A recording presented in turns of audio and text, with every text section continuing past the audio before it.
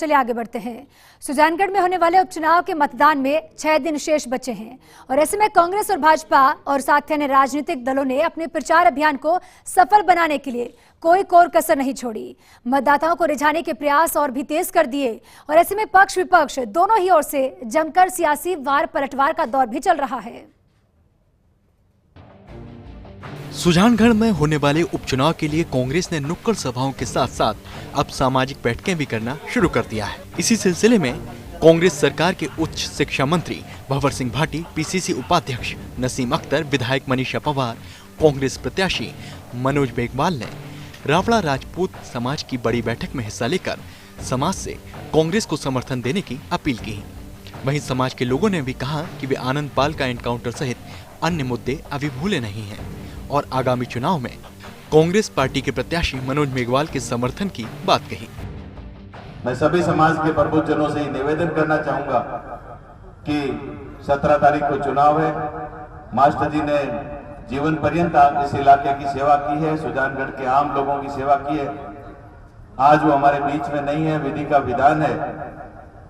उनके सुपुत्र मनोज जी मेघवाल जो सेवा की भावना लेकर के, मास्टर जी जो जिस प्रकार से सेवा करते थे उस परिवार में जाए जन्मे हैं, उनके सुपुत्र हैं, तो निश्चित रूप से सेवा की भावना लेकर के, सुजानगढ़ के विकास की इच्छा लेकर के ये राजनीति में आए हैं। और इनका ये मानना है कि मास्टर जी ने जो काम प्रारंभ किए थे उन कामों को मुझे आगे बढ़ाना है और सुजानगढ़ विधानसभा क्षेत्र को विकास के रास्ते पर और भी आगे लेकर के जाना है।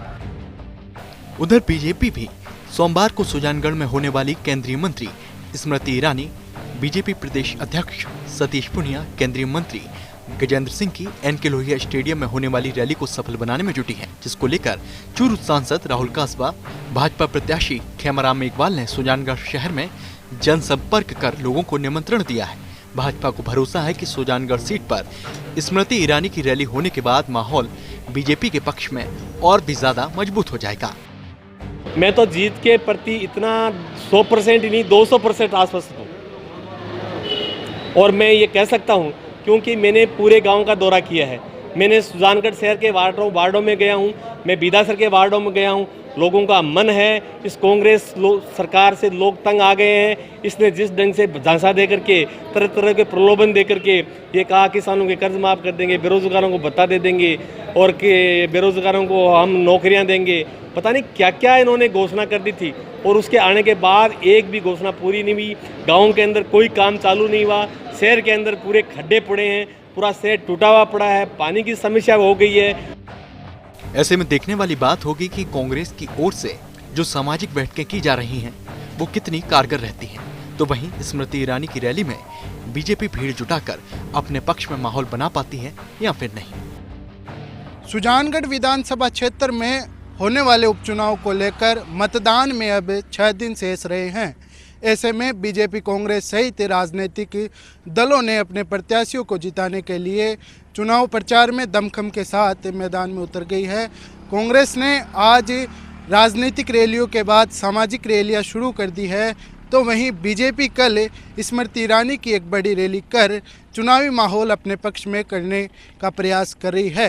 हालांकि यह देखने वाली बात होगी कि यह चुनाव किसके पक्ष में जाता है और कौन सुजानगढ़ का विधायक आगामी समय में बनता है। कैमरा पर्सन रामनिवास के साथ सुजानगढ़ से तनुज लाटा।